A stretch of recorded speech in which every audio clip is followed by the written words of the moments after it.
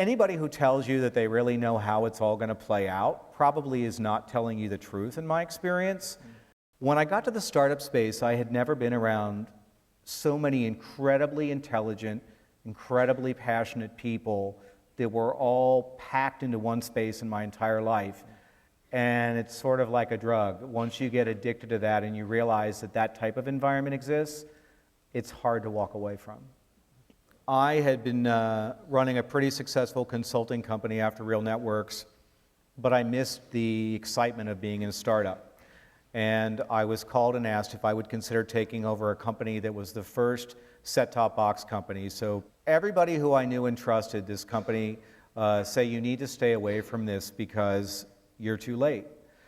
And at that point I had the hubris and arrogance of, I've never failed at anything, they don't know me. And I went into this company and it was like jumping onto the Titanic. I mean, people were literally bailing out of the windows and fire escapes to get out of there, and it was chaos. And I surfaced all kinds of crazy behavior. For example, after the board had terminated the founder CEO, but before I had come on board, the CFO had decided to conveniently give himself a raise and give his adult son an apartment, which was buried in the spreadsheets. And a few weeks after I arrived, when I called him into my office about it, he looked at me and rather than apologizing, just said, "Who knew you read these things?" And so, you know, it's like, well, that's kind of what my job is. But what I learned from that failure is, if I can't save this, what can I possibly save out of this? And what I determined was that there were assets there that I might be able to liquidate and at least give the investors some type of return on their investment.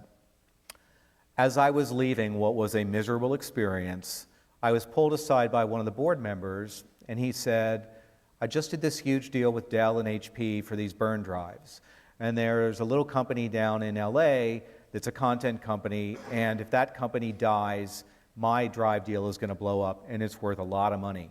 Would you consider flying down to LA and doing what you just did here? And I was able to sell that company.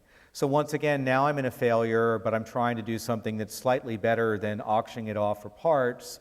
And that time I was able to get a different return out of the investment. And so that launched a whole phase of my career while I was doing turnarounds. And so even if your house is on fire, don't just look at what you can save, look at who you can save, and look at opportunities for what you can take with you to the next new house.